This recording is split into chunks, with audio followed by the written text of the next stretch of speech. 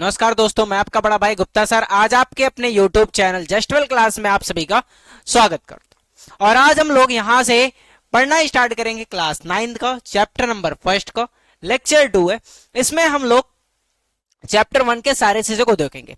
तो देखो भाई, सबसे डिफिकल्ट चैप्टर अगर बोला जाए ना और सबसे इजी चैप्टर तो यही होता है सर। ये क्या कि डिफिकल्ट भी और इजी भी। हाँ भाई, अगर समझ में आ गया तो बहुत ज्यादा इजी है, समझ में नहीं आता है तो बहुत ज्यादा डिफिकल्ट भी ये चैप्टर है भाई।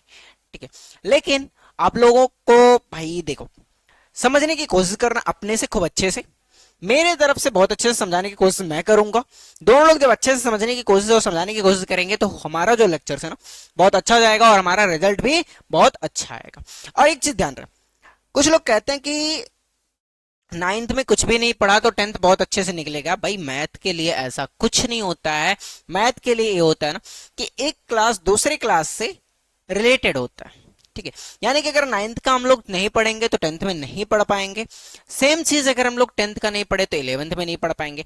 तो सब कुछ एक दूसरे से रिलेटेड होते हैं, तो इसलिए हमको ये सारी चीजों को पढ़ना है। और अगर आगे चल करके मैथ से कुछ करने हैं तो क्लास 9 से बी सीरियस, एकदम सीरियसली पढ़ाई करने हैं।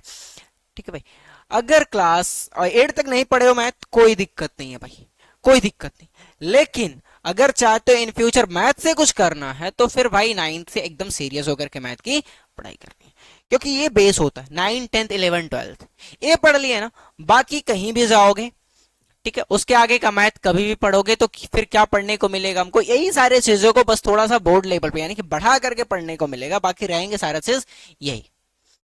ठीक है, लेकिन बात किया जाए कि हम लोग का ये जो क्लासेस है बहुत ज्यादा इंपॉर्टेंस होने वाला है। क्यों?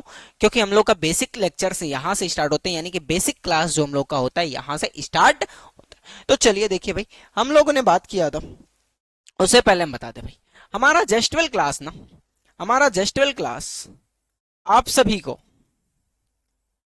आप सभी को मात्र 499 रुपए में, 499 रुपए में फुल कोर्स क्लास 9 का देता है भाई। इसमें सारे सब्जेक्ट पढ़ाए जाते हैं, हिंदी, इंग्लिश, मैथ, साइंस। ठीक है, सारे सब्जेक्ट इसमें पढ़ाया जाता है भाई। 499 रुपए में आपको सारा का सारा सब्जेक्ट पढ़ाया जाता है। ठीक है, चलिए, तो आपको अगर ज्वाइन करना है तो आप दिए गए नंबर पर कांटेक्ट कर सकते हैं भाई। ठीक है, आप दिए गए नंबर पर कांटेक्ट कर करके ज्वाइन कर सकते हैं हमारे साथ पढ़ने के लिए। और अगर आपको टेस्ट करना है कि कैसे पढ़ाते हैं तो भाई देखो, मैं तो पढ़ा रहा हूं, अभी देख लो। और भी मैं हमारे टीम के सारे टीचर्स के लेक्चर यूट्यूब पर हैं भाई, वहां से आप देख सकते हैं कि हमारे टीचर्स कैसे पढ़ाते हैं भाई, बहुत अच्छे से पढ़ाते हैं भाई। चलिए आगे बढ़ा से, इसके पहले वाले लेक्चर्स में हम लोगों ने देखा था क्या, प्राकृतिक संख्या के बारे में पढ़ा है। प्राकृतिक संख्या,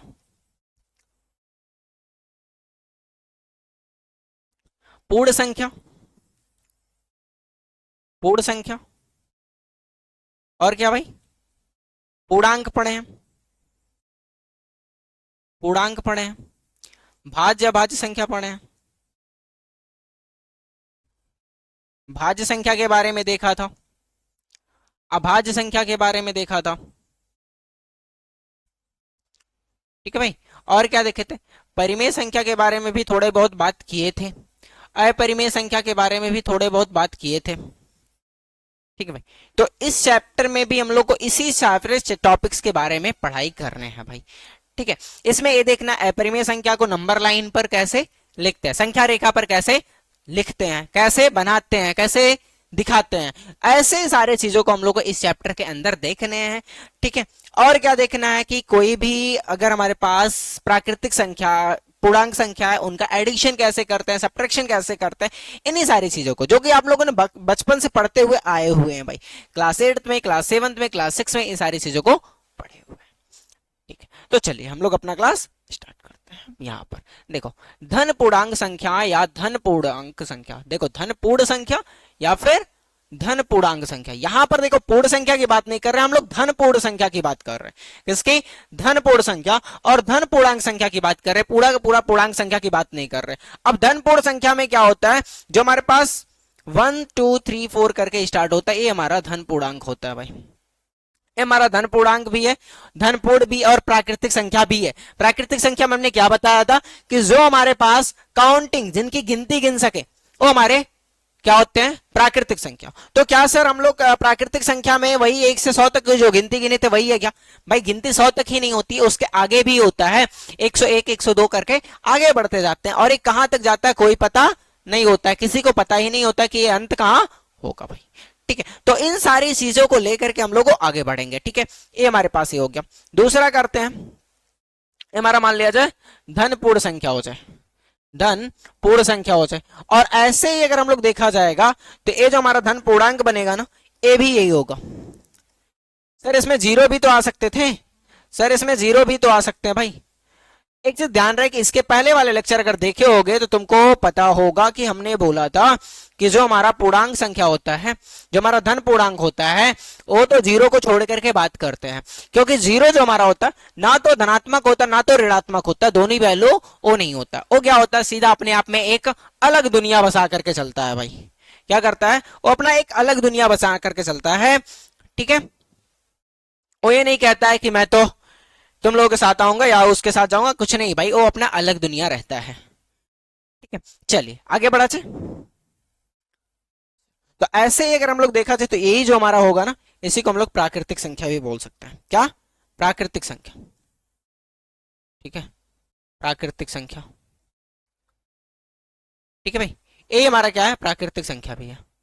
प्राकृतिक संख्या क्या था, जो एक से स्टार्ट होता था, अनंत तक जाता था, जिसकी गिनती हम लोग कहां से शुरू करते थे, एक से।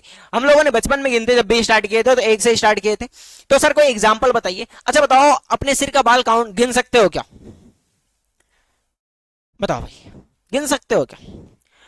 सर नहीं गिन सकते भाई। गिन सकते हैं बट कितने ये नहीं बता सकते। गिन तो सकते हैं ना, 1 2 3 4 करके गिन सकते हैं, लेकिन कितने ये नहीं बता सकते। ठीक, तो और क्या हम लोग आसमान के तारे को गिन सकते हैं? हाँ भाई गिन सकते हैं, लेकिन कितने ये नहीं बता सकते। लेकिन अगर कोई हमसे कहे कि 1 किलो आटा, तो हम लोग आटे को क्या करते हैं, किलो में लेते हैं, गिन करके नहीं लेते, क्योंकि उसको गिनना पॉसिबल ही नहीं है ना। चलिए आगे बढ़ा जाए। देखो भाई, अब यहां पर क्या है, धन पूर्णांकों का योग, धन पूर्णांकों का योग। अब इसके कुछ प्रॉपर्टी है। धन पूर्णांकों का योग कहने का मतलब क्या हो रहा है कि कोई भी हम लोग दो पूर्णांक लेते हैं, कोई दो पूर्णांक लेते हैं, जैसे कि देखो, यदि a और b, a और b दो धन पूर्णांक, दो धन पूर्णांक हैं, धन पूर्णांक हैं, तो इनका योग्यफल, इनका योग्यफल, इनका योग्यफल, योगफल भी, योगफल, योगफल एक, योगफल a प्लस b होगा, a प्लस b होगा। ठीक है भाई, हमने क्या कहा कि यदि a और b दो धन पूर्णांक हैं तो इनका योगफल a प्लस b होगा, जो आगे चल करके गिनती में कहीं ना कहीं आएगा। ठीक है, a और b से बड़ा होगा, और a प्लस b भी जो होगा ये हमारा क्या होगा, एक पूर्णांक होगा। ठीक है भाई, एक पूर्णांक होगा, लेकिन अभी उसके बारे में आगे बात करेंगे। चलिए ठीक, इसकी कुछ प्रॉपर्टी है, कुछ रूल हैं, चूंकि कुछ विशेषताएं हैं, यानी कि कुछ प्रॉपर्टी है, कुछ विशेषता है। भाई सबके पास कुछ ना कुछ विशेषता होती है, तो ऐसे इसके पास भी कुछ ना कुछ विशेषता है। जैसे मेरे पास एक विशेषता है कि मैं अच्छा पढ़ाता हूं, ठीक है, तुम्हारे पास विशेषता है कि तुम एक अच्छे विद्यार्थी हो। ठीक है, तो ऐसे सबके पास कुछ ना कुछ विशेषता होती है भाई। तो उन्हीं विशेषताओं में से ऐसे हमारे पास एक योग, ये जो योग था, इसके भी कुछ विशेषता है। इसका पहला जो विशेषता है, सवरक नियम।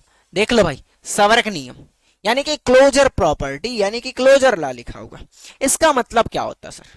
सवरक नियम का मतलब क्या होता है? देखो भाई, सवरक नियम का जो मतलब होता है ना, इसमें कुछ नहीं, बस इतनी सी बात होती है कि अगर हम लोग देखा जाए कि a लिए एक पूर्णांक है, b को लिए एक पूर्णांक है, दोनों को अगर जोड़ेंगे तो a भी हमारा एक पूर्णांक ही बनेगा, एक पूर्णांक ही बनेगा। ठीक है भाई, अगर हमसे कोई कहे कि मैं अपने अगर हम बोले कि तुम अपने फैमिली के मेंबर हो और तुम्हारा भाई भी तुम्हारे फैमिली का मेंबर है, तो अगर दोनों को बोला जाए कि ये दोनों अपने एक ही फैमिली के मेंबर हैं, तो क्या गलत होगा क्या? नहीं भाई। ठीक है, तो वही चीज है, अगर हम लोग बात किया जाए तो ये जो हमारे पास था, ये हमारा क्या होता है भाई? क्या होता है? सावरक प्रॉपर्टी, यानी कि सावरक नियम। इसमें क्या लिखेंगे? देखो, यदि ए प्लस ए और बी, यदि ए और बी दोनों दोनों पूर्णांक हैं, धन पूर्णांक हैं, ठीक है, धन पूर्णांक हैं, पूर्णांक है, तो इनका योगफल, तो इनका योगफल, इनका योगफल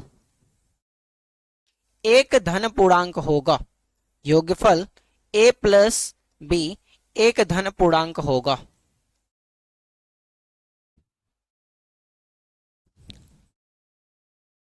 धन पूर्णांक होगा। ठीक है भाई, मतलब क्या हुआ कि इसमें हम ये कहना चाह रहे हैं कि ए और बी दोनों कोई ना कोई एक धन पूर्णांक है, तो इनका योगफल, इनका योगफल ए प्लस बी जो है ना, वो भी एक धन पूर्णांक होगा। सर एक ऐसे हम नहीं मानते, तो मानना तो पड़ेगा भाई।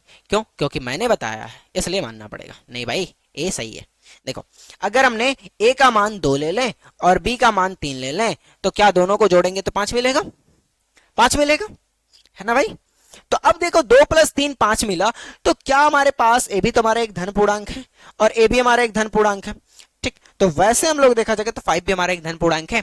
हाँ सर, तो यही इसका कहने का मतलब यही है कि जो सावर्ग नियम होता है, ये कहता है कि बस इतना सा कहता है कि अगर हम लोग दो कोई सावर्ग नियम जो होता है वो बस इतना सा कहता है कि अगर कोई भी दो हम लोग पूर्णांक लेते हैं, अगर वो धन पूर्णांक लेते हैं, तो उनका योगफल जो होगा ना, एक धन पूर्णांक होगा भाई।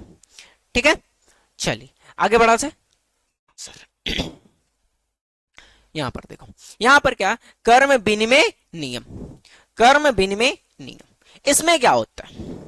इसमें यही होता है ना, बस इतना सा। देखो, इसमें एक चीज ध्यान रहे कि इसमें याद करने वाली क्या बातें हैं भाई? इसमें याद करने वाली जो बातें हैं वो बस इतना सा है ना, वो बस इतना सा है ना, ये चीज है और ये चीज है।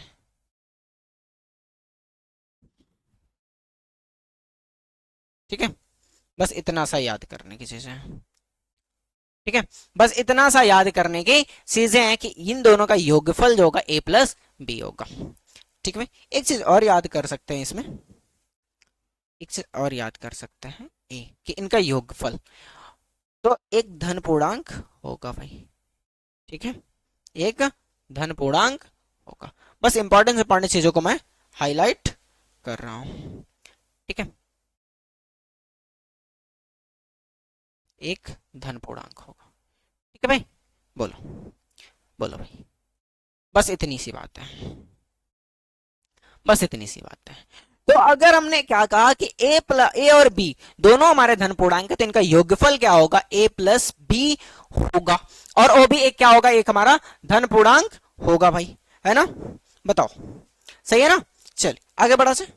यहां पर देखो, कर्म विनिमय नियम। कर्म विनिमय नियम कहने का मतलब बस इतना है कि अगर हम लोग ए प्लस बी करें या फिर बी प्लस ए करें, तो ये दोनों बराबर होंगे। जैसे कि हम लोग का जो नियम है ना, ये बस इतना सा कहता है, बस इतना सा कहता है कि a plus B equal to B plus A. ठीक है, a plus B equal to B plus A. Sir A क्या कह रहा है, हमने समझा नहीं। देखो भाई, ये तो हमारा फार्मूला है, तो एक लिए इसको याद करके चल लो भाई, इसको याद करके चल लो, इसको याद करके चल लो।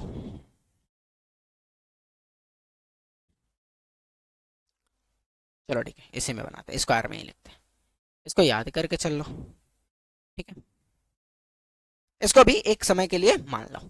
जैसे कि हम लोग बोले कि 3 प्लस 5 बराबर 5 प्लस 3 बराबर 8। ठीक भाई, अगर हम लोग 3 + 5 करेंगे तो भी 8 आएगा, 5 + 3 करेंगे तो भी 8 आएगा। तो एक कर्म विनिमय नियम का मतलब बस इतना सा होता है कि यदि ए प्लस बी, अब यहां से लिखा जाए, देखो ए प्लस, यदि यहां पे देखो, यदि ए और बी, ए और बी दोनों दोनों धन पूर्णांक हों, धन पूर्णांक, और वैसे धन पूर्णांक के लिए नहीं है, हमेशा के लिए पॉसिबल होता है भाई, ठीक है। धन पूर्णांक है तो तो ए प्लस बी और बी प्लस ए, और बी प्लस ए बराबर होगा,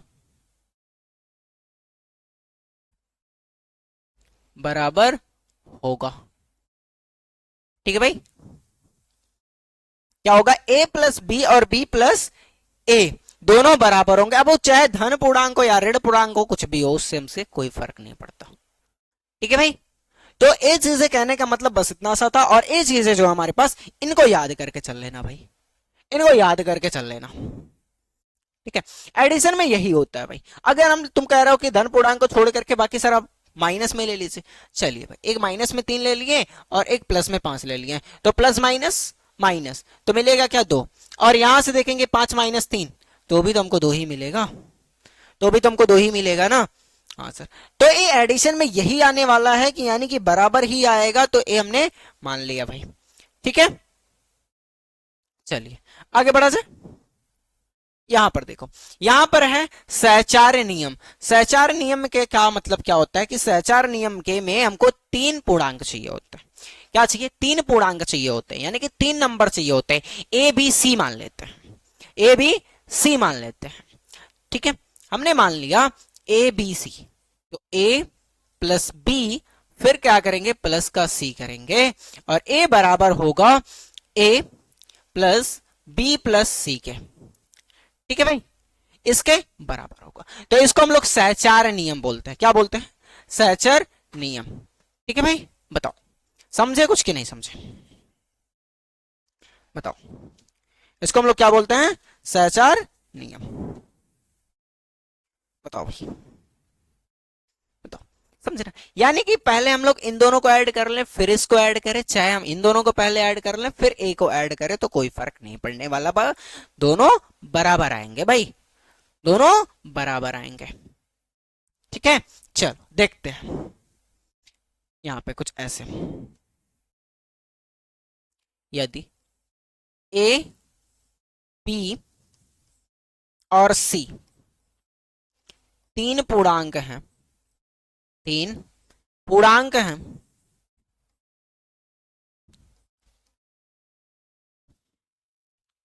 तीन पूर्णांक हैं, तो तो A plus B plus C equal to A plus B plus C होगा।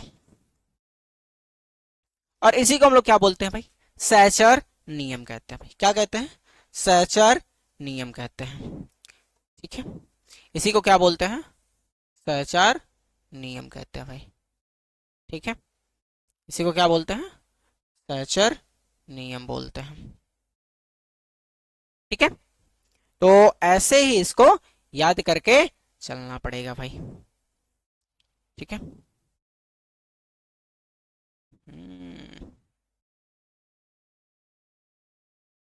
ठीक है, इसको ऐसे ही याद करके चलना पड़ेगा ब्रो। बताओ भाई, कोई दिक्कत। तो इन सारे चीजों को इंग्लिश में बोलते हैं एसोसिएटिव ला, इसके पहले वाले को बोलते थे कम्युनिटेटिव ला, उसके पहले वाले को क्लोजर ला, ठीक है। तो अब इसके आगे बढ़ा जाए भाई, इसमें और कुछ नहीं है भाई। अब यहां पे देखो, वितरण या फिर बंटन नियम, ठीक है भाई। बताओ,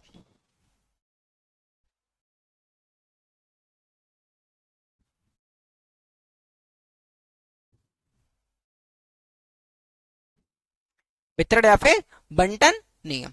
अब इसमें क्या होता है ना, इसमें क्या होता है, इसको इंग्लिश में बोलते हैं डिस्ट्रीब्यूटिव प्रॉपर्टी। क्या बोलते हैं? Distributive property. तो अब यहां पर क्या होता है ना, यहां पर दो चीजें तो एडिशन होती है, एक चीज इसमें मल्टीप्लाई में होता है, यानी कि गुणा में होता है। जैसे देखो, अगर हम लोग बोला जाए कि ए हमारे पास ए है, ए हमारे पास ए है, और यहां पर कोई साइन नहीं लगाया, पहले ब्रैकेट का साइन लगा दिया, तो फिर यहां पर लिख सकते बी प्लस सी, ऐसे लिखा है तो ए बराबर होगा ना A B plus B C के, सॉरी बी सी नहीं, ए सी के। ठीक है भाई, ये क्या होता है? इसके बराबर होता है। तो इसको हम लोग क्या बोलते हैं? वितरण नियम। क्यों? क्योंकि ये देखो बांट रहा है, वितरण कर रहा है, फैल रहा है ना इसका नाम, इसीलिए इसको क्या बोलते हैं? वितरण नियम। ठीक है भाई, ये क्या होगा हमारे पास? वितरण नियम। ठीक है, इसी को क्या बोलते हैं? वितरण नियम। ठीक है भाई, बोलो, बताओ, समझ गए? आगे बढ़ा से, आगे बढ़ा से, बोलो भाई। तो सर आपने इसका कोई एग्जाम्पल नहीं बताया। लो भाई लिख लो एग्जाम्पल, क्या करना है, लो। हमने ए का मान मान लिया जाए 3 रखा, और ब्रैकेट लगा के यहाँ पे प्लस का साइन लगा के ब्रैकेट लगा दिया, यहाँ पर लिख लिया 3, बी का मतलब 3 और सी का मतलब 4 कर लिया। ठीक है, इधर वाले को पहले सॉल्व कर लेते हैं, फिर इसको करेंगे। तो ए हो जाएगा 4 3 7 7 2 9।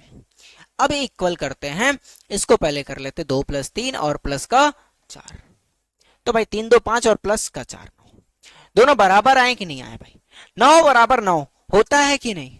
9 = 9 होता है कि नहीं होता भाई? अगर होता है तो यस बताओ, नहीं होता है तो भी बताओ भाई। हम हमारे हिसाब से तो ये बराबर आ रहा है ना। हाँ तो सर आगे बढ़ा से, इसका भी देख लो भाई एक एग्जाम्पल, नहीं तो कहोगे सर काम कराते चले जा रहे हैं, बताते कुछ नहीं है। यहाँ पर देखो, यहाँ पर देखो, अगर हमने इसका क्या करें, हम लेते ए का मान 2 और यहाँ पे बी का मान लेते 3 और प्लस का सी का मान ले लेते हैं 4। ठीक है, वही वाला चीज है।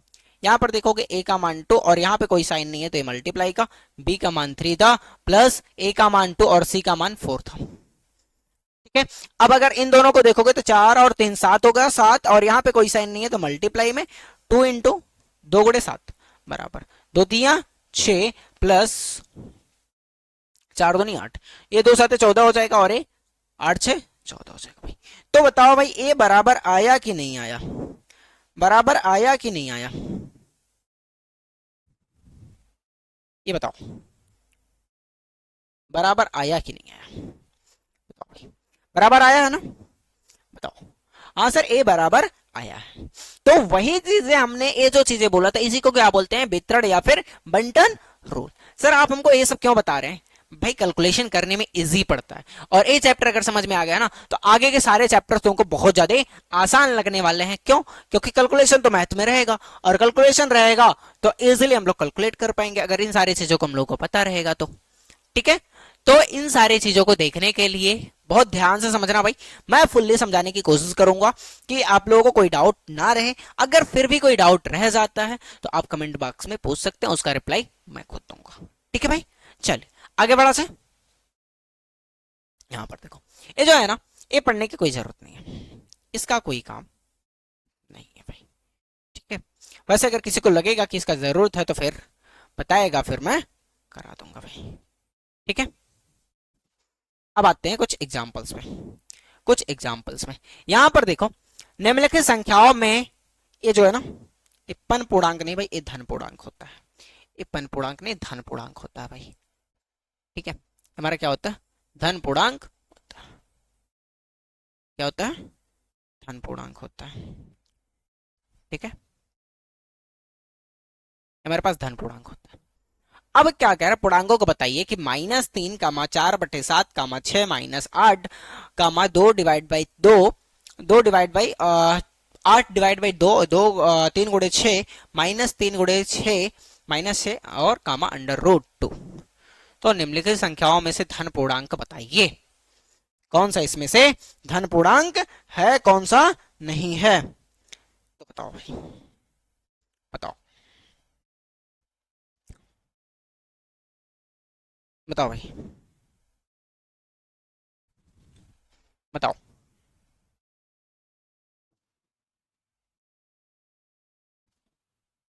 बताओ। तो देखो भाई इसमें क्या है ना, ये जो हमारे पास a -3 है, तो ये हमारे पास धन पूर्णांक तो नहीं है। क्या ये हमारे पास धन पूर्णांक नहीं है?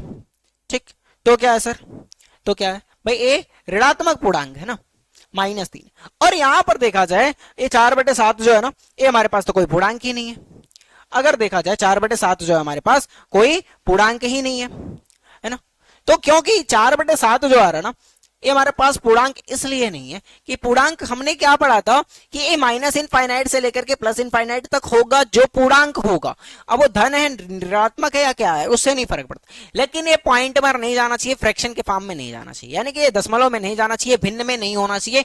एक ऐसा होना चाहिए, ये हमारे पास नॉर्मल सा नंबर होना चाहिए भाई, जैसे कि -6 है, 6 है, 8 है, 3 है, इस टाइप का होना चाहिए। 1 2 3 4 5 6, ये दशमलव में नहीं जाना चाहिए और भिन्न में नहीं जाना चाहिए। तो ये तो देखो भाई भिन्न में आ गया, तो ये हमारे पास पूर्णांक नहीं होगा।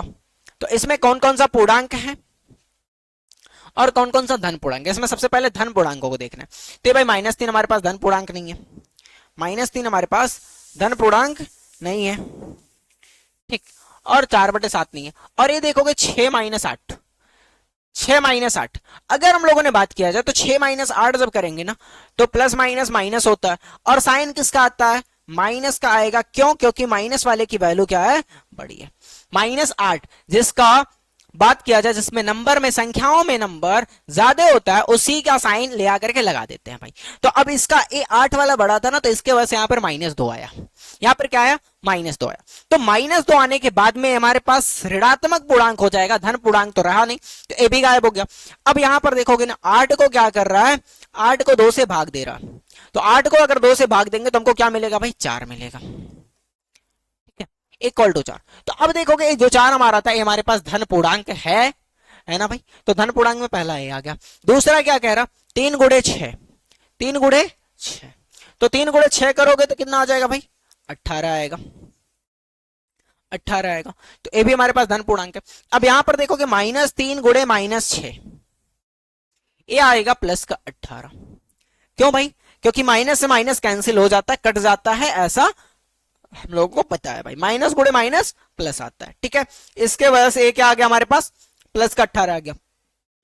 और ये जो हमारे पास √2 है ना, तो ये तो हमारा पूर्णांक है ही नहीं, ये तो हमारा पूर्णांक है ही नहीं। और अगर ये हमारे पास पूर्णांक नहीं है तो ये भी हमारे पास नहीं आएगा। तो इसमें से ये तीनों जो है ना हमारे पास, ये जो तीनों है, ये जो तीनों है, ये हमारे क्या होंगे, धन पूर्णांक होंगे।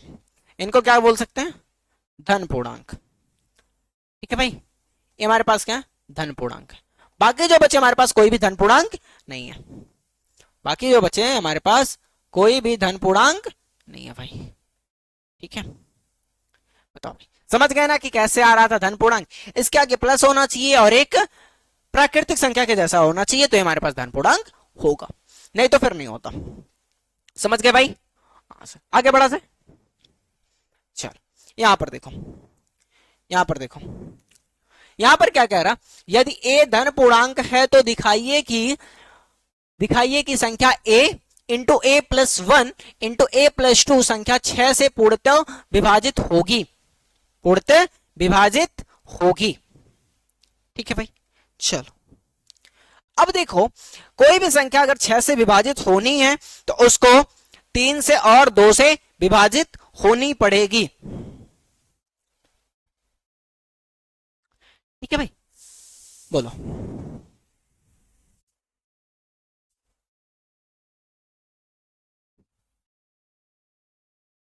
बताओ। तो एक संख्या को पूर्णतः विभाजित होना पड़ेगा 2 और 3 से, 2 और 3 से विभाजित होना पड़ेगा। जब उसको 6 से विभाजित करेंगे तब।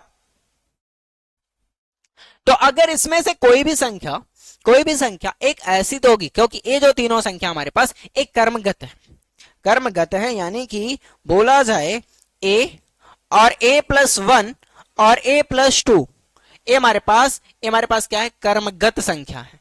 क्या है, कर्मगत संख्या है भाई, कर्मगत धन पूर्णांक है, यानी कि कर्मगत संख्या की, यानी कि अगर a का मान 1 हो जाए तो b का a+1 का मान 2 होगा और इसका क्या हो जाएगा, 3 हो जाएगा, ठीक है। तो इसमें कोई ना कोई एक ऐसी संख्या होगी जो 3 से विभाजित होगी, और इनमें से अगर कोई एक 3 से विभाजित होगी तो कोई ना कोई एक ऐसा भी होगा जो 2 से विभाजित होगा, जो 2 से विभाजित होगा। अगर हम लोग मान लिया जाए ए का मान 5 रख देते हैं, तो 5 6, ये 6 हमारा 3 से विभाजित है, 2 से भी विभाजित है ना।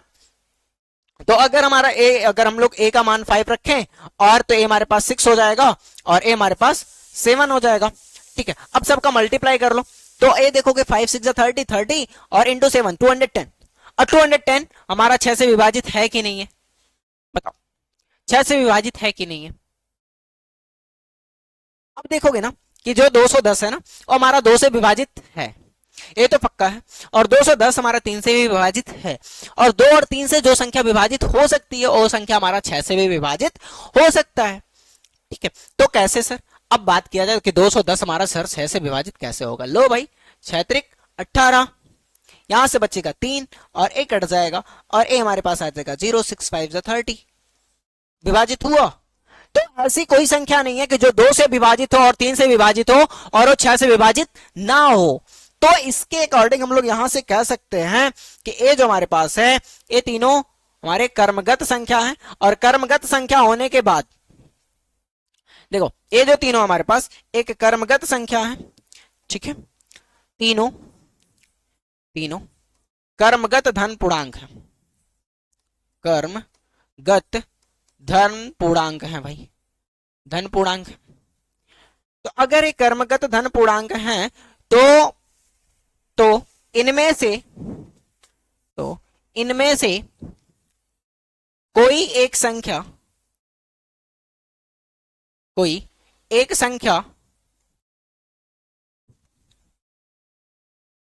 3 से विभाजित होगा, विभाजित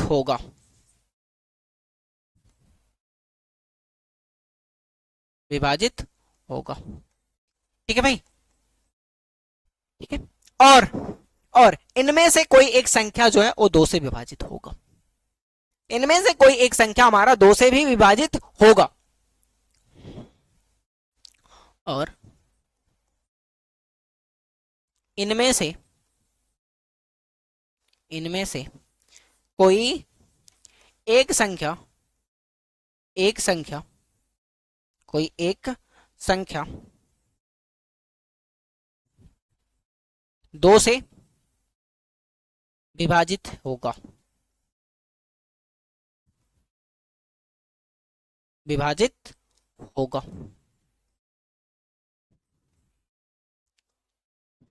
ठीक है। अब यहां पर 2 से विभाजित हो गया, 3 से विभाजित हो गया, तो हम लोग क्या कह सकते हैं भाई, तो अतः a और a+1 और a+2 6 से ठीक है क्या हो जाएगा, संख्या 6 से विभाजित है, संख्या 6 से विभाजित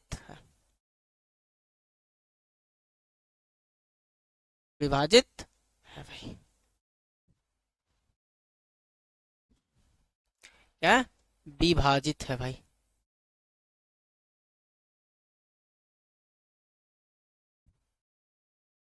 विभाजित, ठीक है भाई, बोलो सर ये कैसे हुआ, हमको समझ में नहीं आया। तो देखो भाई कुछ नहीं किया हमने क्या किया कि अगर हमारे पास संख्या a है, a का मान अगर चलो हमने मान लिया 3 है, a का मान चलो हमने मान लिया 3 है, ठीक है भाई, a का मान हमने मान लिया 3 है, और b का मान तो यहाँ पे a+1 क्या हो जाएगा भाई 4 हो जाएगा, और a+2 हमारा क्या हो जाएगा 5 हो जाएगा।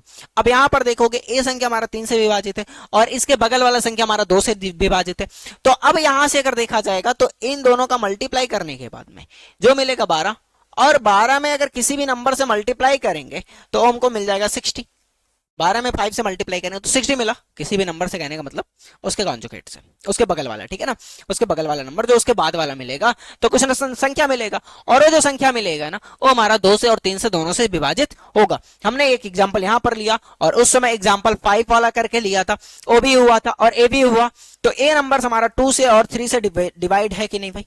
अगर 2 से कट करेंगे तो 30 मिल जाएगा, और अगर 3 से कट करेंगे तो फिर 20 मिल जाएगा, और अगर जब 6 से कट कर देंगे तो हमको 10 मिल जाएगा। ठीक है भाई, तो इसके वजह से ये जो हमारी संख्या था ना, ये हमारे पास सारा का सारा नंबर विभाजित होगा किससे?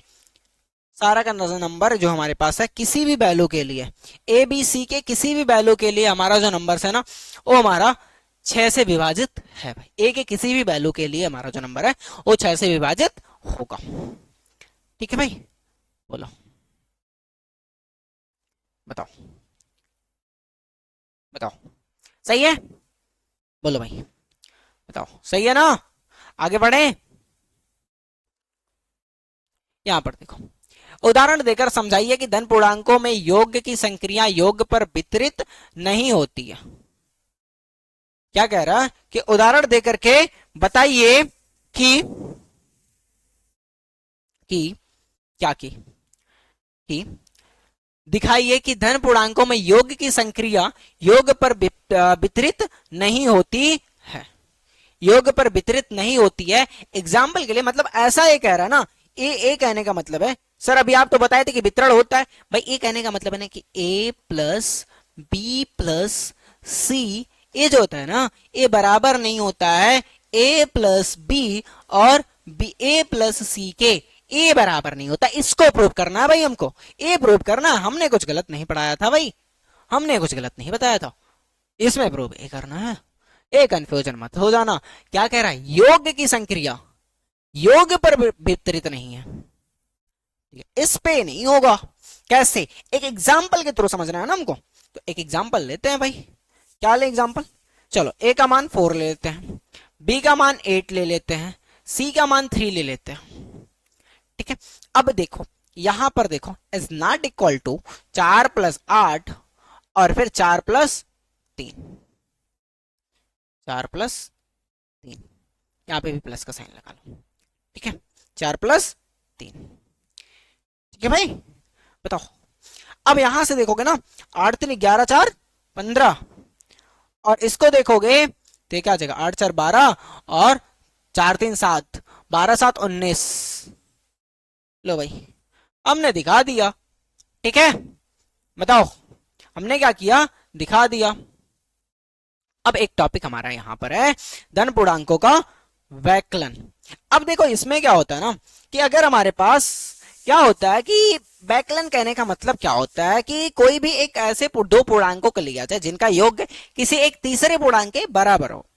ठीक है, क्योंकि कोई ना कोई ऐसा पूर्णांक आएगा जहां पे ये बराबर मिलेगा।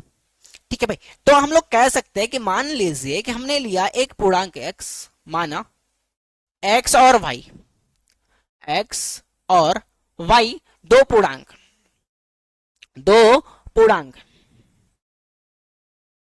ठीक है भाई, पूर्णांक। ठीक है, क्या है? पूर्णांक है। यदि z यदि z हमारे पास, अगर हम लोग बोले यदि z एक ऐसा पूर्णांक है, z एक ऐसा पूर्णांक है, ऐसा पूर्णांक है, पूर्णांक है कि क्या हो जाएगा भाई? y is equal to Z plus X, Y equal to Z plus x.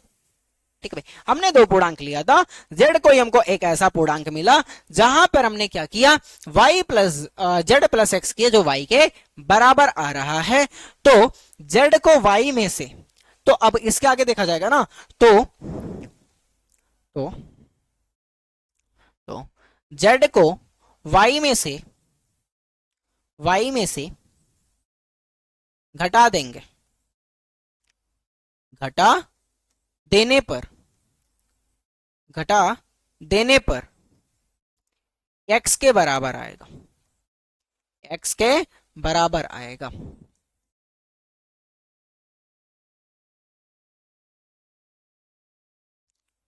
बराबर आएगा भाई।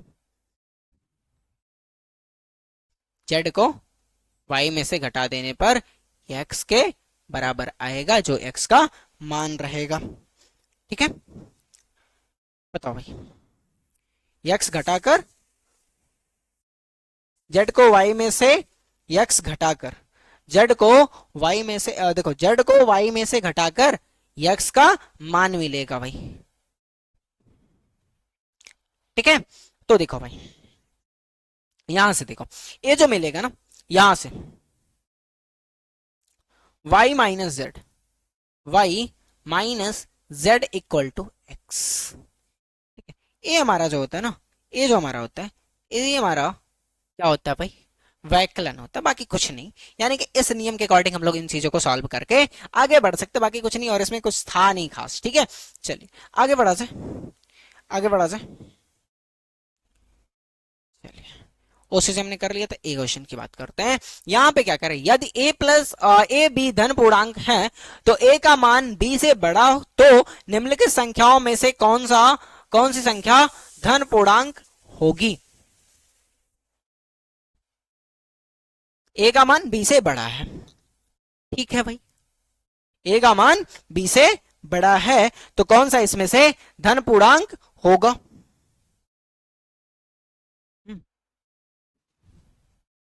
तो देखो भाई यहां से देखोगे ना, ए का मान बी से बड़ा है, तो यहां से देखोगे जब हमारे पास, अगर हम लोग देखा जाए कुछ इस तरीके से, ए प्लस बी, तो दोनों प्लस में है, दोनों के क्योंकि धन पूर्णांक है तो एक धन पूर्णांक ही मिलेगा, इसमें तो कोई डाउट नहीं है, इसमें तो कोई डाउट नहीं है किसी का। अब ए माइनस बी, किसकी मान बड़ा है भाई, किसका मान बड़ा है, किसका मान बड़ा है हमारे पास, ए का मान बड़ा है। तो अगर सब्ट्रैक्ट करेंगे तो जो भी नंबर मिलेगा वो हमको एक पॉजिटिव मिलेगा। जैसे कि फॉर एग्जाम्पल के लिए अगर हम लोग समझ लें कि a बराबर 5 लिख लें, a बराबर 5 लिख लें, ठीक है, और b बराबर 4 लिख लें। ठीक है, तो a माइनस बी यानी कि 5 माइनस 4, ये जो मिलेगा ना बराबर 1 मिलेगा भाई, क्या मिलेगा, 1 मिलेगा। ठीक है, तो ये कैसे हमको पता चल रहा है कि ये 1 मिलेगा, हमने क्या किया, एक जो 1 आया एक हमारा पॉजिटिव नंबर से आया ना पॉजिटिव, हाँ सर, तो इसके वजह से हमारा धन पूर्णांक होगा भाई। ठीक है, बोलो भाई, होगा ना।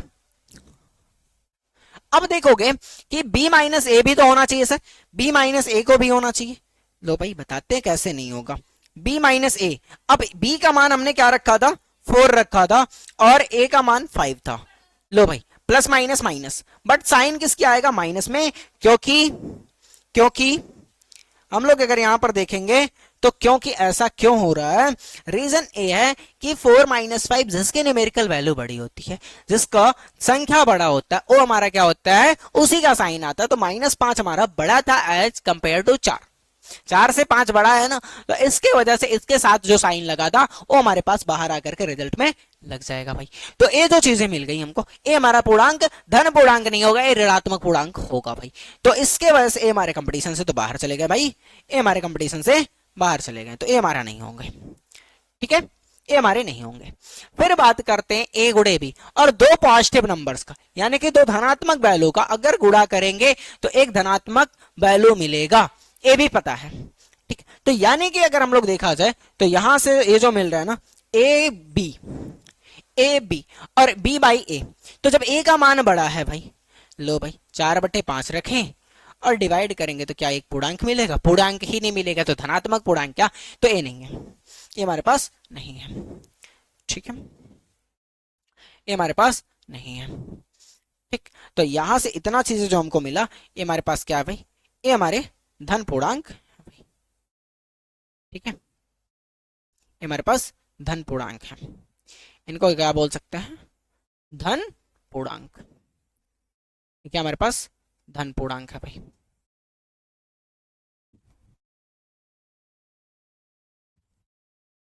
ठीक है, हमारे पास क्या, धन पूर्णांक संख्या है। बताओ बताओ भाई, समझे, बताओ समझ गए कि नहीं समझे। ठीक है भाई, चलिए आगे बढ़ा जाए, आगे बढ़ा जाए। यहां पर देखो, ये हमारे पास क्या है कि दिखाइए कि निम्नलिखित संख्याओं में समुच्चय ए जो है 2 4 6 8 10 12, योग और गुणा के सापेक्ष सवृत्त है, लेकिन अंतर तथा गुणा के लिए सवृत्त नहीं है। तो अभी जो हम लोग सवृत्त जो कर रहे हैं, सवृत्त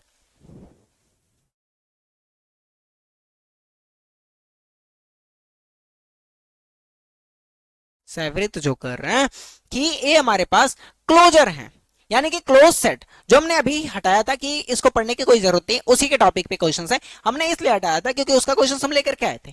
तो सवृत्त यानी कि क्लोज सेट कहने का मतलब यही है। सेट क्या होता है भाई? सेट अभी आप लोगों ने पढ़ा नहीं है, यानी कि समुच्चय आप लोगों ने पढ़ा नहीं है अभी, ठीक है भाई। तो अभी आप लोगों ने समुच्चय पढ़ा नहीं है, बट थोड़ा सा तो ध्यान होना चाहिए। इसको आप लोगों ने पढ़ा नहीं है, ठीक है, इसको आप लोगों ने पढ़ा नहीं है, लेकिन हम थोड़ा सा बताते हैं क्या है। और एक समुच्चय हमारे पास यहाँ पे ए दिया हुआ है। ये क्या होता है? किसी चीज का कलेक्शन होता है, कलेक्शन होता है। तो ये दो कलेक्शन है हमारे पास, दो कलेक्शन है ना। ये बोला एक समुच्चय, समुच्चय यही है हमारे पास, एक कलेक्शन है 2 4 6 8 10, ठीक है। तो इसका मतलब ये क्लोज सेट जो था, सवृत्त समुच्चय जो था, सवृत्त समुच्चय ए था कि अगर हम लोग देखा जाएगा कि इन दोनों का योग करेंगे ना, इन दोनों का योग करेंगे तो 2 4 ले ले, 6 8 ले ले, तो कोई ना कोई हमको एक इवन नंबर मिलेगा। क्या मिलेगा? एक इवन नंबर मिलेगा। गुणा करेंगे तो भी मिल जाएगा। लेकिन अगर हम लोग यहीं पे अंतर ले, अगर यहीं पर अंतर ले तो ये हमारे पास सवृत्त नहीं होगा। लेकिन यहां पर देखो, यहां पर देखो क्वेश्चन में थोड़ा सा मिस्टेक हुआ। एक सेकंड मुझे देखने दो।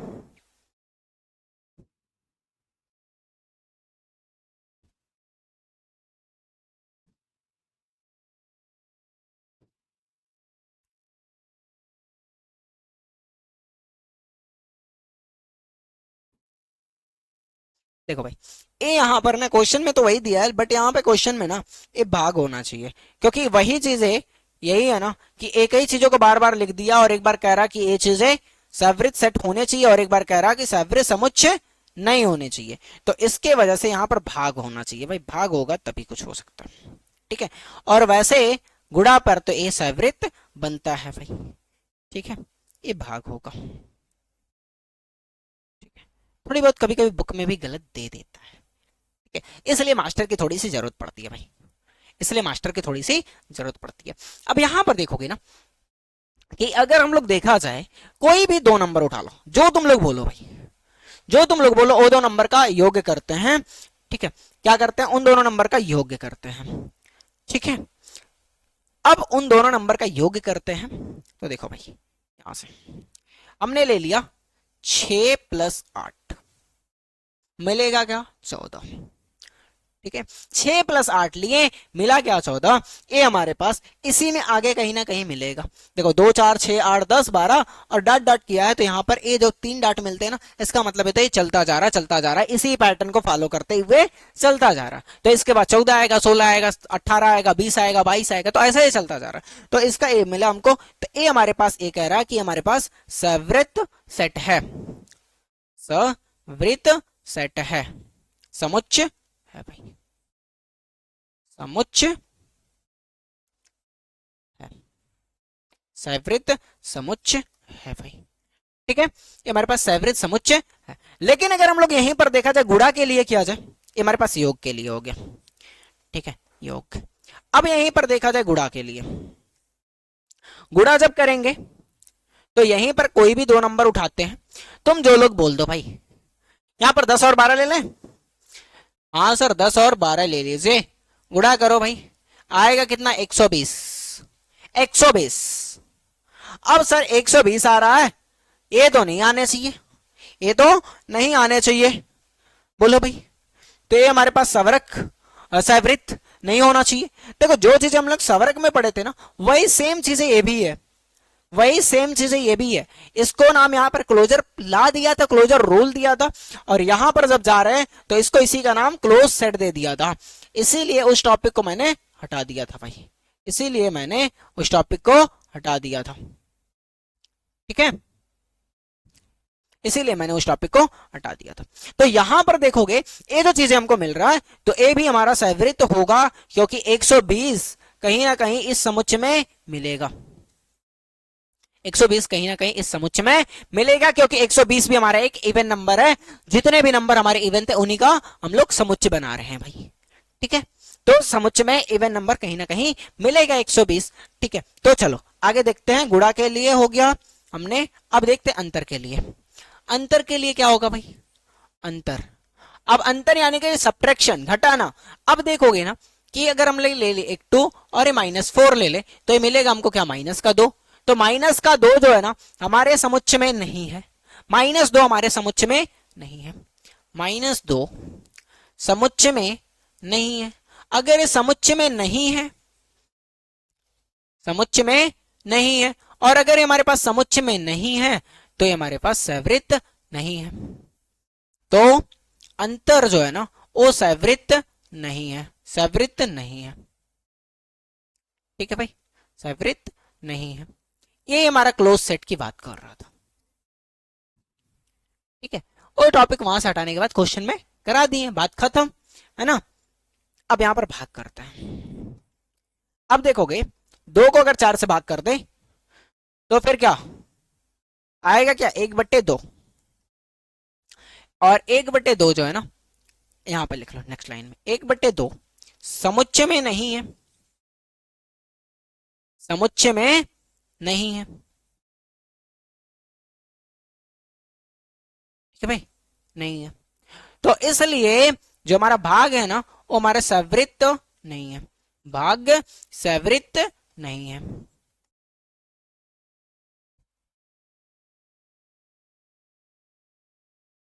ठीक है भाई, और हमारे पास जो भाग है वो हमारे पास सवृत्त नहीं है। ठीक है, चलिए आगे देखा जाए। बताओ भाई, आगे देखा जाए। यही सारे चीजें थे भाई। चलो आगे ये देखना है ना। अब आते हैं प्रश्नावली पर। प्रश्नावली के कुछ क्वेश्चंस हैं।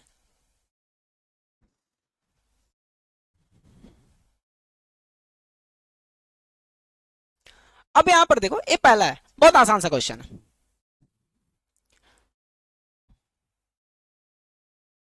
15 क्वेश्चन है भाई। तो देखो कितने हो पाते कितने नहीं हो पाते, क्योंकि टाइम नहीं है, इसके बाद मेरा क्लास है 12th के लिए। ठीक है ना भाई, तो इसलिए जितने हो पाएंगे उतने किया जाएगा।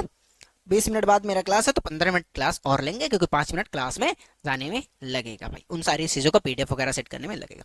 ये बोला है 20 से 40 के बीच समस्त समधन पूर्णांक लिखिए भाई। तो 20 से 40 यानी कि 20 को छोड़ के 20 से 40 करना है ना।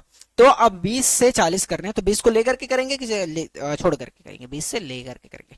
तो 20 हो जाएगा 22, फिर 24, 26, 28, 30, 32, 34, 36, 38 और 40। ये हमारे पास है 20 से 40 तक के समस्त धन पूर्णांक। ठीक है भाई, अब इसके धन पूर्णांक होने चाहिए, सम होने चाहिए। तो सम नंबर कहने का मतलब यही थे ना, सम संख्या कहने का मतलब यही था। ठीक है, चलिए आगे बढ़ा जाए नेक्स्ट क्वेश्चन पे। यहां कह रहा है 1 से 10 तक अभाज्य धन पूर्णांक लिखे, अभाज्य धन पूर्णांक लिखे। तो ए हमारा तो ना तो भाज्य होता है ना तो अभाज्य होता है। तो सबसे पहले क्या आता है भाई? 2 आता है अभाज्य के लिए, 2 आता है, 3 आता है, फिर 5 आता है, फिर 7 आता है, और कोई आता है? और कोई आता है? नहीं भाई। अब 10 आता है क्या? 10 खुद नहीं होता है अभाज्य, वो भाज्य संख्या है। ऐसी संख्या जो खुद से और एक से विभाजित हो सके उन्हीं को हम लोग भाज्य संख्या सॉरी अभाज्य संख्या बोलते हैं। ठीक है, तो ये जो थे हमारे पास 4, 1 से लेकर के 10 तक के बीच में ये हमारे पास अभाज्य संख्या थे भाई। दो भाई, आसान सा था। यहां पर देखो 2 + a का कर्म विनिमय कर्म नियमी पूर्णांक बताइए। कर्म विनामी पूर्णांक बताइए। बोलो भाई, बताओ जल्दी से, बताओ।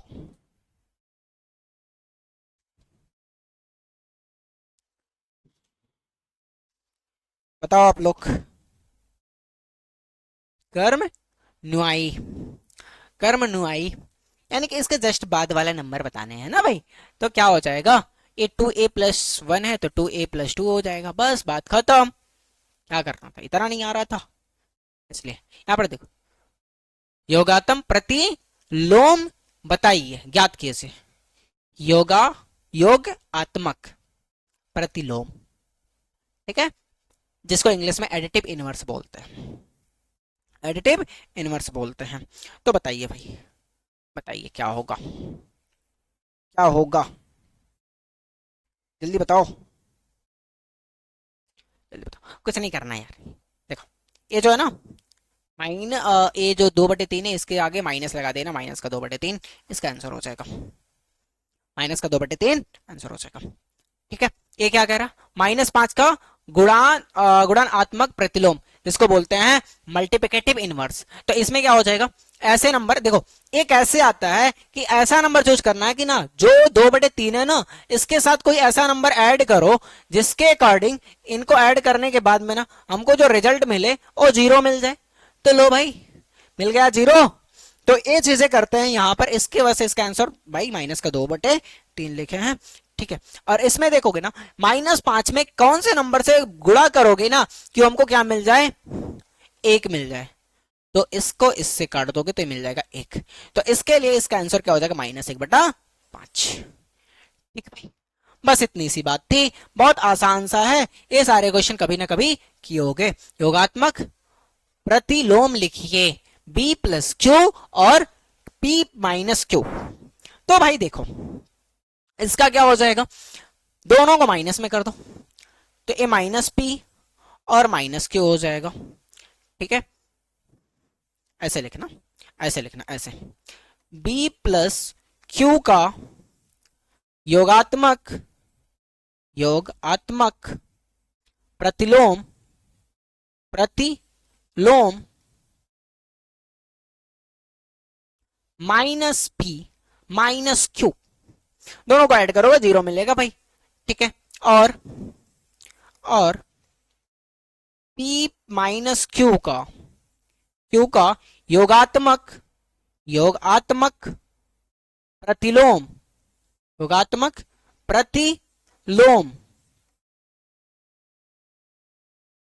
क्या हो जाएगा भाई, -P प्लस का Q। बस क्या करना भाई, साइन चेंज कर देना है, बस क्या करना, साइन चेंज कर देना।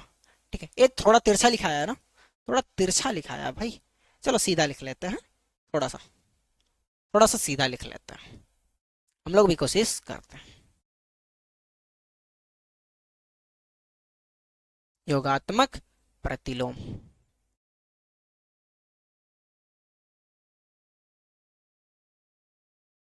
-P और प्लस का Q, जो माइनस में था उसको प्लस में, जो प्लस में था हमारा माइनस में। अभी भी थोड़ा सा तिरछा है, ठीक है, तो थोड़ा सा एडजस्ट कर लेना भाई। ठीक, राइटिंग खराब है मास्टर की, राइटिंग खराब है भाई। ठीक है, चलिए आगे बढ़ा से। यहां पर देखो ये कह रहा यक्स के किस मान के लिए 5 गुणे 3 गुणे 2 -5 गुणे 3 गुणे 2 यक्स कथन सत्य है।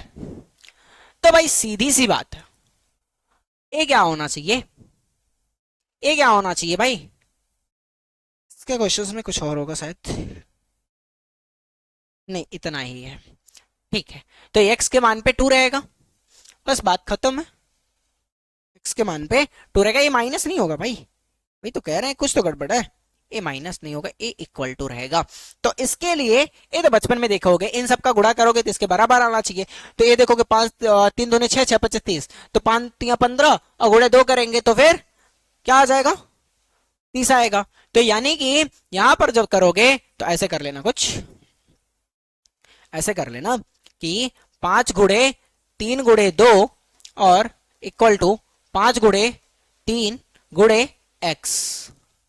ठीक है, यहां से देखोगे तो 5 गुणे 3 दूनी 6, ठीक है, बराबर 5 3 15 गुणे x। ठीक है, यहां से देखोगे 5 6 30 बराबर 15 गुणे x। ठीक है, अब ये 15 इधर गुणे में इधर आएगा तो डिवाइड में, तो क्या मिल जाएगा 30 डिवाइड बाई 15 बराबर x। यहां से काट करोगे तो x का मान कितना आ जाएगा भाई, 2 आ जाएगा, x इज इक्वल टू 2। ये तो हमारा करने का तरीका होगा निकालने का। अगर ये ऐसे सब्जेक्टिव में आता है तो, अगर ऑब्जेक्टिव में आता है तो डायरेक्टली x बराबर 2 लिख देना भाई, कोई दिक्कत नहीं होगी। ठीक है, चलो आगे बढ़ा से सर। यहां पर देखो भाई, ये कह रहा पूर्णांकों में से ऐसी कौन सी संख्या है जो स्वयं की योजक प्रतिलोमी होती है, योज्य प्रतिलोमी होती है। तो बताओ भाई, तो बताओ पूर्णांकों में ऐसी कौन सी संख्या है जो स्वयं की योजक प्रतिलोमी होती है?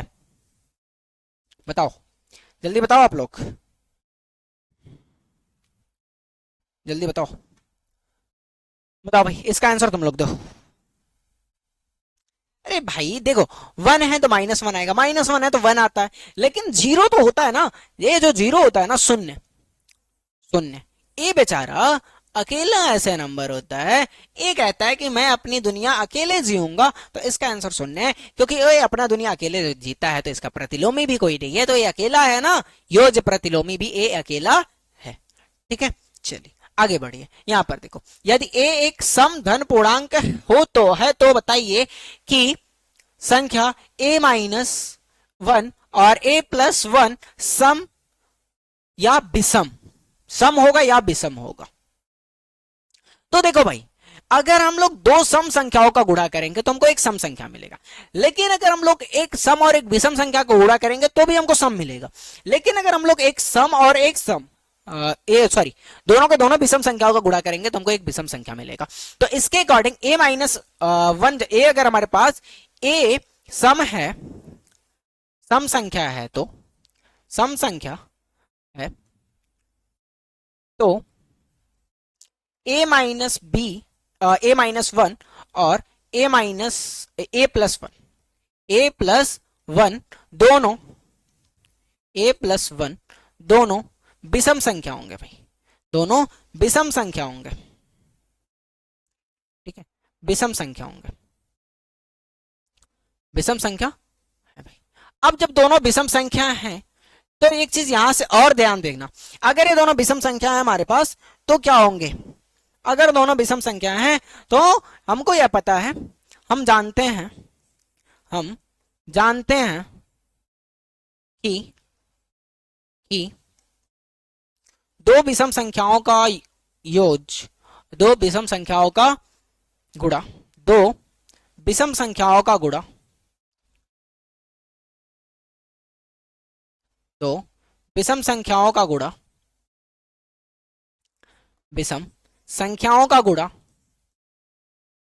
संख्याओं का, संख्या का गुणा विषम होता है, विषम संख्या होता है, विषम संख्या होता है भाई। ठीक है भाई। अब देखो, अगर हम लोग बात करें कि ए का मान 4 रख लेते हैं, ए का मान 4 रखते हैं, ठीक है, तो 4 माइनस 1 और गुणे 4 प्लस 1, तो 4 माइनस 1 3 और गुणे इसको करेंगे तो 5, 5 तिया 15। लो भाई, एक विषम संख्या मिला। हाँ सर, तो यही बातें तो कर रहे थे हम, तो यही बातें तो कर रहे थे हम, बताओ भाई, यही तो बातें कर रहे थे, यही ना लिखा है, तो इसका आंसर क्या हो जाएगा भाई? तो यहां से ए लिख सकते हैं, ए माइनस वन और ए प्लस वन का जो गुणा है ना, ये क्या होगा? एक विषम संख्या होगा भाई, एक विषम संख्या होगा, विषम संख्या है।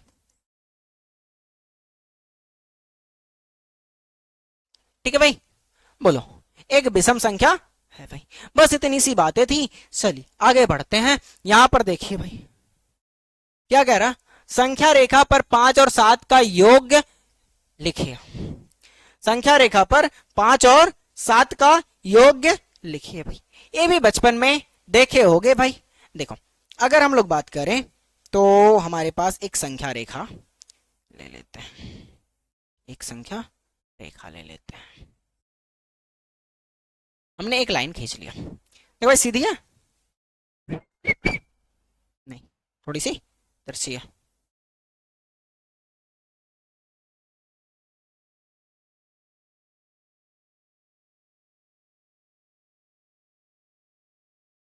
अब हो गया, में भी हो गया होगा थोड़ा बहुत, ठीक है। अब संख्या रेखा पर बीच में आता है 0, इधर जाओगे तो 1 2 3 4 5 6, और आगे बढ़ोगे तो फिर, और आगे बढ़ोगे तो फिर क्या हो जाएगा भाई? 6। अब इससे आगे बढ़ोगे तो यहां पर आ जाएगा, यहां पर क्या आ जाएगा भाई? 7 8 9 10 11 12, ठीक है, इतना लिखे और इससे आगे भी जाता है, इधर जाएंगे तो फिर -1 -2, ठीक, ऐसे चलता जाता है, ठीक है भाई। तो अब हमको क्या करना है ना, क्या करना है भाई, 5 + 7, क्या करना है, 5 + 7। तो अब देखोगे 5 + 7 का योग दिखाना, तो लो भाई 0 से स्टार्ट करो, जो 3 4 5, यहां से देखो, यहां से देखो, ये 0 से स्टार्ट होकर के 5 पर गया, तो ये मान है हमारे पास 5 डिब्बे का, फिर प्लस का साइन है लगा दिए। अब ये 5 से जाएगा 7 खाना खोड़ के, 1 2 3 4 5 6 7, 7 डिब्बा, तो ये जो आया ना बराबर 12। अब यहां से देखोगे यहां तक का 12 खाने का गैप बनेगा, तो ये हमारे संख्या रेखा पर योग्य हमने लिख दिया, ठीक है भाई। बाकी और कुछ नहीं करना है इसमें, ठीक है। ये 5 और 7 का योग्यता इधर से दिखा दिए, और अगर हमको 7 और 5 दिखाना होता तो फिर क्या होता भाई, लो नीचे से दिखा दे रहे हैं, नीचे से दिखा दे रहे हैं 5 और 7 और 5 का, ठीक है, लो ऐसे जाएगा, ठीक है, 7 हो गया, और यहाँ पे प्लस का साइन लग जाएगा तो 5, और यहां से जाओगे तो फिर 12, ठीक है भाई। ये हो गया 5 और 7 का दोनों तरीके से योग, ठीक है। आगे बढ़ा जाए, यहां पर देखो, यहां पर देखो, निम्नलिखित कथनों में से कौन सा कथन सत्य है और कौन सा असत्य है, ठीक है भाई। तो देखो भाई क्वेश्चन नंबर 11 तक हो पाएंगे, बाकी हमको नहीं लगता है कि हो पाएगा, क्यों, क्योंकि बेटा इसके बाद क्लास है, तो क्लास में ज्यादा लेट हो जाएगा, ठीक है ना। तो देखो भाई यहां पर क्या है, निम्नलिखित कथनों में से कौन से कथन सत्य या है और अथवा कौन सा कथन असत्य।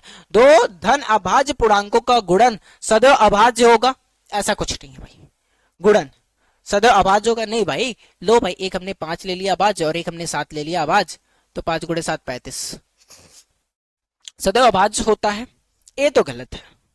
तो पहला कथन हमारा क्या हो गया, असत्य हो गया, ये हमारा क्या कर सकते हैं, इसको असत्य, असत्य कह सकते हैं भाई, हमारे पास क्या होगा, असत्य होगा, यानी कि ये सत्य नहीं है। दूसरा, दो धन अभाज्य पूर्णांकों का योग सदैव अभाज्य होगा, तो ये भी गलत है भाई। कैसे, 5 + 7, लो भाई 12 सदैव अभाज्य होगा, ये भी गलत है, 101% गलत है, तो ये भी हमारा क्या होगा भाई, असत्य होगा, ठीक है, असत्य होगा, ठीक है भाई। हाँ सर। अब यहां पर देखो, यदि कोई दो ऋण पूर्णांक है तब a + b सदैव एक ऋण पूर्णांक होगा, हाँ भाई ये सही है। अगर हम लोग -5 ले लें और -7 ले लें तो हमको -12 मिलेगा, भाई ये सत्य है, ठीक है भाई, ये सत्य है, तो क्या हो जाएगा, ये सत्य है भाई, ठीक है, ये सत्य। बाकी दोनों असत्य थे, ये हमारे पास सत्य हो गया, ठीक है भाई। बोलो, बताओ बताओ बच्चा लोग, मैं सही हूं तो बताओ, नोट कर लो, ठीक है। चलो अब आते हैं, थोड़ा सा एक क्वेश्चन और देख लेते हैं, ए वाला भी। यदि a एक धन पूर्णांक है तो दिखाइए कि a + b + 2 + 1 + a + 2 a + 3 संख्या 24 से पूर्णतः विभाजित होगी। इस टाइप का क्वेश्चन करवाएं तो ये आपका होमवर्क है भाई, ये आपका होमवर्क है क्वेश्चन, ठीक है, इसमें कोई डाउट वाली बातें नहीं, ये आपका होमवर्क क्वेश्चन है, ठीक है। मैं खत्म ही कर देता हूँ, कितना 4-5 क्वेश्चन बचे हैं ना, टाइम कितने ये मैं देख लूं और उसके बाद मैं बता दूं, ठीक है, खत्म कर ही देते हैं, 2-3 मिनट लेट होगा और क्या होगा। यदि वह एक सम धन पूर्णांक है तो एक विषम धन पूर्णांक है, तो बताइए कि निम्नलिखित में से संख्याओं में से कौन सी, ये क्या भाई, ये क्या, कुछ तो गड़बड़ है, कुछ तो गड़बड़ है भाई,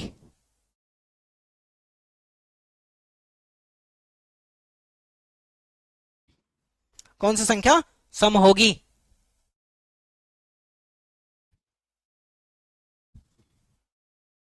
ये जो होगा ना भाई, ए कह रहा सम होगी भाई, ठीक है। तो यहां पे कह रहा है एक सम पूर्णांक है, एक सम धन पूर्णांक और एक विषम है, तो अगर कोई भी विषम संख्याओं का गुणा करेंगे, यानी कि दो विषम संख्याओं को गुणा करेंगे तो हमको विषम संख्या मिलता है, और सम संख्या का स्क्वायर करते तो हमको सम संख्या मिलता है। तो अगर हम लोग देखा जाए तो ए हमारे पास ए स्क्वायर की बात कर लिया जाए तो ए हमारा मान लिया जाए हमारा सम संख्या हो, तो अगर ए हमारा सम संख्या होगा तो ए का स्क्वायर जो हमारे पास आ जाएगा सम संख्या आ जाएगा, और जो दूसरी संख्या बी है वो हमारा विषम संख्या है, तो हमारे पास बी जो है बी का स्क्वायर हमारे पास विषम संख्या आ जाएगा, और इन दोनों का प्लस तो हमको क्या मिलता है भाई, एक विषम संख्या मिलेगा। लेकिन अगर इन दोनों का गुणा करेंगे तो हमको एक सम संख्या मिलेगा, और यहां पर अगर एक सम है और एक विषम है तो यानी कि अगर ए की वैल्यू हमारे पास सम होगा तो ए प्लस 1 हमारे पास विषम हो जाएगा। ठीक है, तो एक सम और एक विषम संख्या जो हो जाएगा, ए हमारे पास जो इनका गुणा मिलेगा तो एक हमको सम संख्या मिलेगा, तो ए वाला हमारे पास सम संख्या। अब इसमें से भी वही हाल है तो ए भी हमारा सम संख्या मिलेगा। तो अगर हम लोग बात किया जाए ए स्क्वायर वाले को, ए जो स्क्वायर वाले को, ए हमको क्लियर नहीं है ना, एक सम है और एक विषम है, कौन सा सम है कौन सा विषम ए हमको नहीं पता है ना भाई, एक कौन सा सम है कौन सा विषम है ये हमको नहीं पता है, तो फिर हमको हमारे लिए कंफ्यूजन होगा, तो इसके लिए हम इसको सम बोलना हमारे लिए गलत होगा या सही होगा। देखो भाई, लेकिन ये बोला था ना कि पहले जो बोला था एक, ठीक है, तो ए इसके वजह से ए हमारे पास सम संख्या है, ए हमारे पास सम संख्या आएगा, तो ए स्क्वायर हमारे पास सम संख्या आएगा, और ए तो नहीं आएगा, ए तो नहीं आएगा भाई, ए नहीं आएगा। ठीक है, ए गुणे बी हमारे पास सम संख्या आएगा, और ए प्लस 1 भी हमारे पास सम संख्या आएगा, और उसके बाद में बी और बी प्लस 1 का गुणा भी हमारे साथ सम संख्या आएगा। ये जो है ना ये हमारे पास सम संख्या होंगे, ये सम संख्या होगा भाई, सम संख्या। ठीक है भाई, चलो आगे देखा जाए, आगे बढ़ा जाए, बताओ भाई। यहां पर देखो ये क्या कह रहा कि धन पूर्णांकों के किन गुण धर्मों के अंतर्गत निम्नलिखित कथन सत्य है। तो भाई ये देखोगे पहला वाला तो सही है, पहला वाला सही है, क्योंकि 3 और ए 3 गुणे 8 और 3 गुणे 7 ये सही है, ये हमारे पास ए भी सही है, निम्नलिखित कथन सत्य है। ठीक है, यहां पर देखोगे ए भी सही है, ठीक है, और यहां पर देखोगे दो के मान 3 होगा, तो सब सही है, चारों सही है। किन गुणधर्मों के अंतर्गत निम्नलिखित कथन सही है, तो ए हमारे पास वितरण नियम हो जाएगा।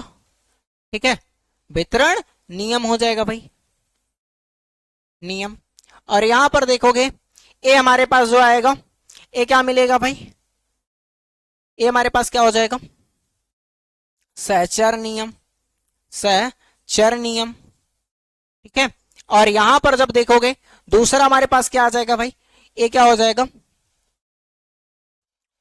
कर्म विनिमय नियम, कर्म विनिमय नियम। ठीक है, नियम, और ये जो लास्ट वाला देखोगे ये भी हमारे पास कौन सा होगा, कर्म विनिमय नियम होगा, क्योंकि ए भी तो वही दे रहा, कर्म विनिमय नियम। ठीक है, कर्म विनिमय नियम।